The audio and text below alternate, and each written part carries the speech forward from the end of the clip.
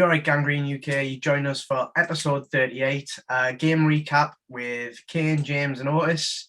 And we're talking about the Jaguars game. It's a couple of days on. James, how are you feeling?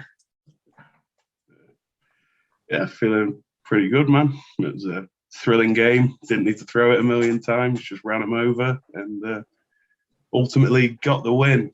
Bit of, hindsight's always key, but some of those fourth downs went a bit better. The score we could have won by a lot more. So positive in general, man. What about you, Ken? How are you feeling after Sunday? It was good. We needed the win, and we got it. And we're not the worst team in the league, so that's good. What about you, Otis? Anything more to add? I was very pleased. I felt Zach showing better decision making again, which is a really big positive moving forward, and we'll touch on that later, I'm sure. The other thing was just nice to see Trevor struggle, wasn't it? Really, it was nice just to see, that golden boy isn't quite as golden as everyone thought. Number one pick. I mean, there's some gold there, but it's got to be chipped away, I think. Yeah. I mean, overall, I think we ended the last video with saying I was okay with any result as long as we didn't lose it. And boy, did we try and lose it. I mean, boy. But it came out, so yeah, I'm pretty ecstatic with it. Where should we start today, guys? Should we do offense first and stay with a bit of a positive note to start with? Yep. Awesome. So, obviously, Otis, you just mentioned, we'll start at the top because I think we have to talk about it. Zach Wilson's 14 of 22, 102 yards passing, one touchdown game. 2 touchdowns. One goes on it because he didn't throw the other one, so it doesn't count. But yeah, he also rushed 4 times for 91 with an average of 22.8 and a touchdown. Zach's game, how are we feeling? We'll go for Kane first. Free Wilson. They freed him. He ran. It was like, oh yes. I said it all season long. They need to free him. And they freed him. And he went for it. And it was good. It was nice. The longest touchdown of his career. And the longest by a Jet. Yeah, Jet QB ever. So you can't complain at that. He didn't throw any stupid throws, really. With a depleted wide receiver core and depleted line, and yeah, played well considering. What about you, James? How do you feel he went? Yeah, definitely. I think he played great in general. I think he led the offense well throughout the game, including, I think that last drive was great, with the big third down completion to Berrios, and then he scattered out for another run. I think he did have a good game. Didn't throw for the most yards, but it wasn't needed, so why would you? The rest of the ball. Yeah. Boys? Yeah, very pleased. The decision making is improving all the time. I think one of the things that's definitely improving and something that needs to be sort of noted is ball placement as well. I think the reason that we're seeing less interceptions and less silly plays now is because his ball placement's improved. He seems to be hitting wide receivers where he needs to be, as opposed to sort of catching them high occasionally and sometimes wide, which was leading to tip balls and interceptions. I think generally speaking, Zach's improving all the time. And I think they're learning how to use him. He's learning how to play in the system. And I think it's only showing good things for next year, because I suspect everything will be the same next year, coaching-wise. So it'll just be a case of coming back with new players, not a new system. Yeah, I mean, obviously, there's a lot of heat online at the moment, how they're not seeing Zach Wilson progress, which for me just tells me that half of America are on drugs. I feel like a lot of Jets fans, they have this kind of, their view of a franchise quarterback is throwing Dak Prescott type yardage the way Patrick Mahomes does it, while running like Lamar Jackson, which when you start comparing one person to three, they're never going to live up. All we asked for going into this season was development. And yeah, he's not throwing yards, but you know what? Throwing yards wasn't what you needed to do to beat the Jaguars. Yeah. It's not what we had to do. We beat them the exact way that we needed to. If we'd have threw more, especially with the wide receivers that we had on, like, let's face it. I mean, you've got Dropsy Denzel Mims, couldn't catch a cold right now. Caught COVID twice, but he couldn't catch a ball. And then, obviously, you've just beat me to it, James. I'm not always the first person to mention the boy Berrios, but props to you. You got it in first. And then you're looking like you got Keelan Cole, not really a deep threat. So Zach played that game perfectly. Albeit, I think the roster took some of the decisions away from him. So I'm not giving him all of it. Like, at the end of the day, you can't throw deep if there's nobody deep. Not even Zach can do that. So he was limited. How do you feel the wide receiving core did, James? Apart from your man, it was kind of non-existent, really, wasn't it? Yeah, a couple in there from Croft, a couple of nice catches, but nothing to scream and shout about, really, from the boys. To be fair, one thing I will say, it is a miracle we won that game with how many we had off the roster, all the COVID and that. Like, it was pretty incredible. Yeah. How about you, Kane, on wide receivers? Yeah, it was good to have Croft back because that helps with having hardly any wide receivers, and Michael Carter to be fair. But yeah, we need a wide receiver one. Not gonna lie. Oh, we just need to keep on fit. So what about you, Otis? Obviously, early on in the season, you were the one who kind of converted us all onto Davis. We haven't seen anything from him yet, really, other than a massive phobia of catching balls in the first quarter. How do you feel like it went in this game with what we had? I think with what we had in this game, I think it just demonstrated that we don't have the receivers to get separated consistently. When they were getting separation, Zach was hitting them, and occasionally when they hadn't really got full separation. I think the lack of separation is something that definitely needs to be addressed via free agency draft or potentially getting players back fit. I still think Davis has a huge role to play in the offense. I think his possession ball that he offers, the deep threat that he offers, but also the blocking for the likes of Carter. We've seen now with the run game improving as the O-line plays improve throughout the season, how important it is to be able to run outside when you've got a 6'3", 220-pound monster blocking for you outside. It does help. Just ask Derrick Henry and the sort of situation that he's been in and the Titans run game's been in since he left. But I think it just comes down to the Jets being able to keep people healthy again. I think we need to address that, whether it's different coaches, different equipment, different schedule, something needs to change inside the organization. We seem to be hit hard compared to a lot of other teams again this year. So third most injured team going into week 15, and then we lost 21 players to COVID. So I'm pretty sure that made us the most injured. Now, the one thing, I think I said it to you, Kane, the list that was put out with the 21 players on it, 8 of them were on IR. So it wasn't actually that bad. But we do have 13 players on IR. I think it's 42 million in cap on IR. So, yes, we were depleted, but it was never as bad. I think Croft actually, over the last probably 5-6 weeks, I would be okay bringing him back next year and drafting a young to go behind him. Or if Yeboah is doing something like in practice, because obviously he's still pretty injured at the minute, it's worth us developing him, because I had him as like a third round talent in the draft. Berrios, he's just Berrios, isn't he? Man can do the lot.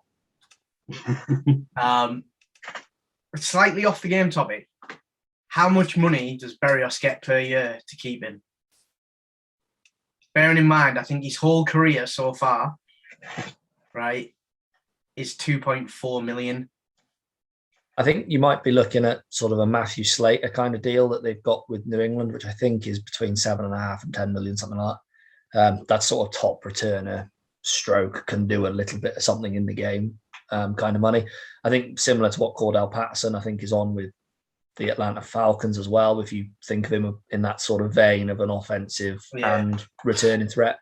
I'm not sure that he deserves any more than that, but I think he deserves almost as much as that. I think Andre Roberts, when he left us and went to Buffalo, I want to say, wasn't that about 8 or 9 million he went to? Yeah. I mean, I think I said 7.5 on a 4-year deal with a back-ended guarantee. So he's cheap for next year and the year after, and then we start paying him. Because then we're getting Davis's deal off the table, and we can work the magic that way. But yeah, it's an interesting one because that's the one player I think in off season that we need to really watch, because a lot of people are going to want him. Like when we got him from New England, nobody wanted him because New England had written him off. So they were like, "Guy's a bum." Yeah. And every year he's just pushing back and back. Michael Carter was back, guys. 16 runs, 16 attempts, 118 yards. His first 100-yard game with a long of 38. Can't be unhappy with that, can we? Our first 100-yarder since December last year. Who was the last one? Frank Don't Gore. tell me it was Frank Gore. And not being Frank Gore. He was the only running back last year, wasn't he? I think so. I mean, Tev Coleman as well. They split it almost 50-50 on snaps. Yeah. Pretty good. I mean, not as productive, but let's face it, we don't imagine that from Coleman, do we? He gets the dirty yards, for like the short yardage, and Carter popped some great runs on Sunday. His 32-yarder to seal the game was great, wasn't it? Down the right-hand side of the offense was fantastic. Yeah. Sorry, carry on. No, go on. I was just saying, I think he's up there with the top missed tackles in the NFL. I think they said in the game. Yeah. I've missed tackles, man, which is crazy for a rookie, I thought. Yeah, it's been very impressive with Carter, and something we've obviously discussed previously. I think I might have said it on one of these, and I think I said it certainly in our admin chat. I think if Becton comes back and can play right tackle next year, if you want to keep Fant at left, that opens up running both ways and potentially a very strong right-hand side. And I think to Ant's point on Croft, I think Croft's definitely worth bringing back, and I think he's starting to display an all-round game now. I'd like to see a split-out tight end, whether that be playing someone in free agency or going for one of those more dynamic kids in the draft. But Mike Gesicki from Miami is the type of player I think that would be a really interesting one, particularly because I think he could stack next to Croft. You could put in a 2 tight end set and just go, well, we know Croft's staying and we know Gesicki's going, and it'd be okay. Yeah, I think after last night as well, the sheer lack of targets that he's seeing in Miami, they have got no interest in keeping him. It's a difficult one, isn't it? I think they'd like to keep him just because of his talent, but I'm not sure they're going to have enough money to pay everybody that they've got to pay. That, like, the offense is pretty stacked. The defense is pretty stacked as well. At some point, the money's going to become a problem. The fact Tua's on a rookie deal gives them a bit more leeway, doesn't it? He's still a rookie next year, 2 more years in the guy's deal, so that helps. And then he's 5th. So yeah, I mean, it's a fun one. I mean, I'd quite happily take Gesicki. There's a good few tight ends available, but I mean, I've liked him since Penn, so yeah. I would take that one. I mean, I think our first ever draft that we were chatting about in our group, like I wanted Gesicki for us to draft him, which wow, we've been doing this way too long. Should we give Mr. McDermott a big shout out? Yeah. The tank of a tight end, come lineman. What we say, I mean, 6'8", 310 in weight. I mean, the man is a unit. And he got some air.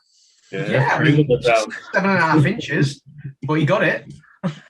The first time he's lined up in a game as an eligible receiver. Pretty solid. I mean, we've got to give him props. He ran his route, got his separation-ish. And, I mean, it was a planned play. They've done it 3-4 times in practice this week. And it is a play that we've set up for, but it's never came off. Fair play to him. Yeah, and I think also sort of touching on what we said about earlier, fair play to Zach as well. Ball placement on the play, although it looks like he's potentially throwing it high, I suspect that he's more than aware that that's a 6'8" man that's going to be able to elevate slightly and has got some big old arms on him. He put that ball where no other player was going to catch it. That wasn't going to be a negative play for the Jets. In Zach's presser, he went, when I watch the film back, I think I'm going to see the hesitation. He went, because I was thinking in my head, do I throw it to him? Can I throw it to him? And he did it anyway, which was, definitely worth it, I think.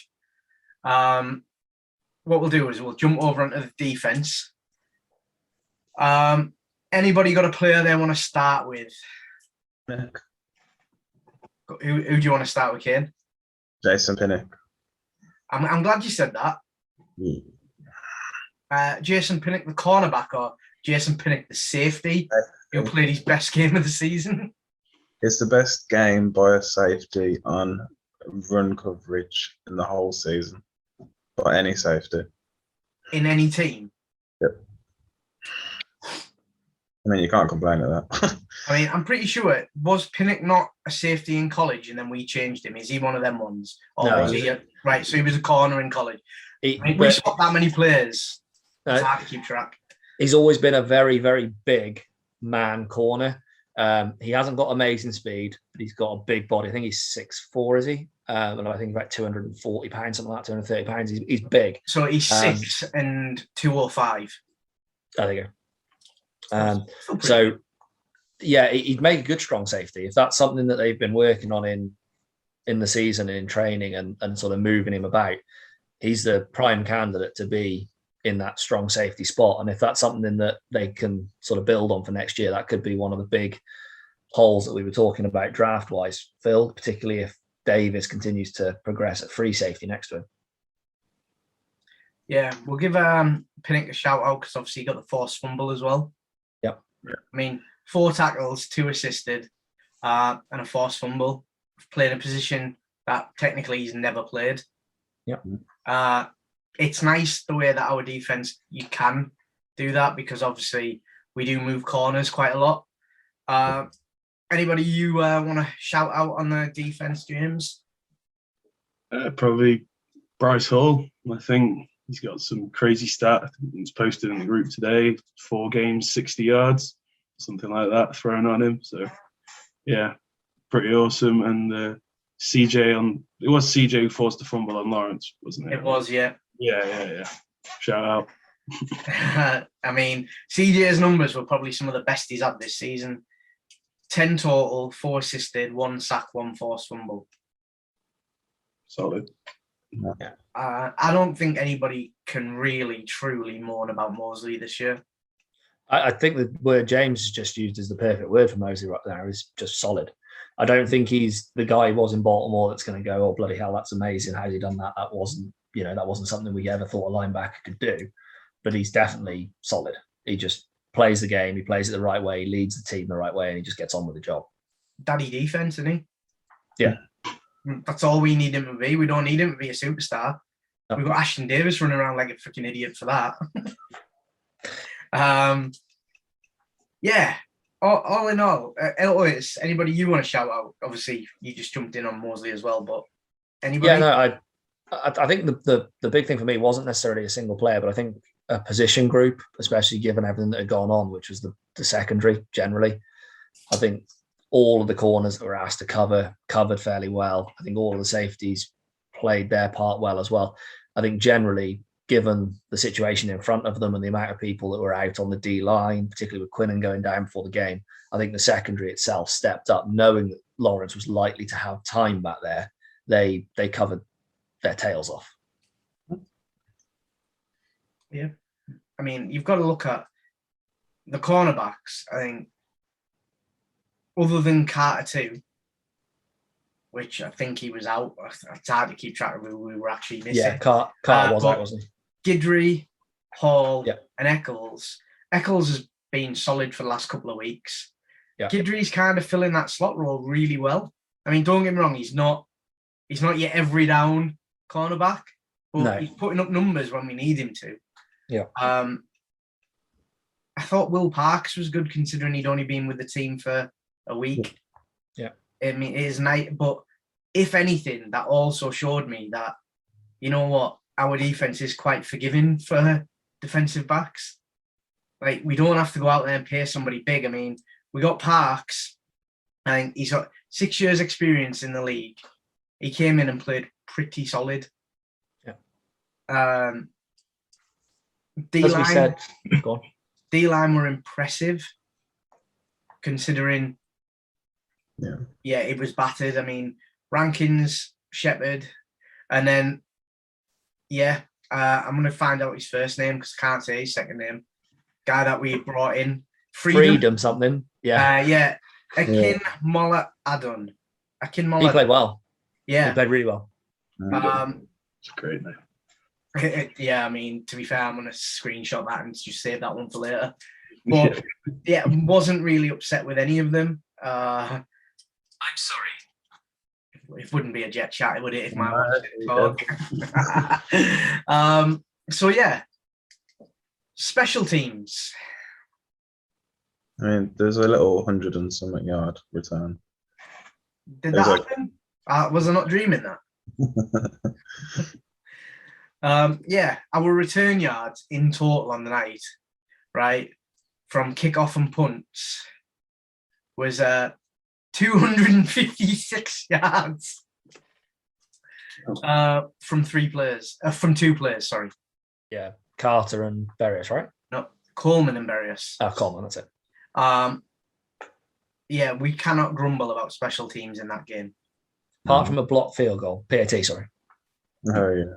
Yeah, but have you not noticed Pintero can't kick a ball high? He kicks low. I know he does. He hasn't got much leg, as he's accurate, but he hasn't got much leg, so it's always low. He doesn't get that height initially, because if he did, it would be a lob.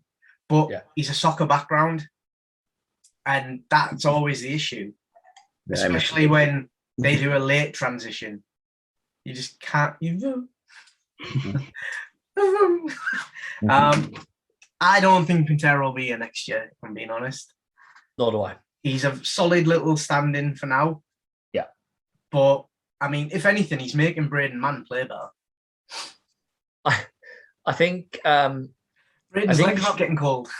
Yeah. I think he should be considered as a camp leg. Yeah.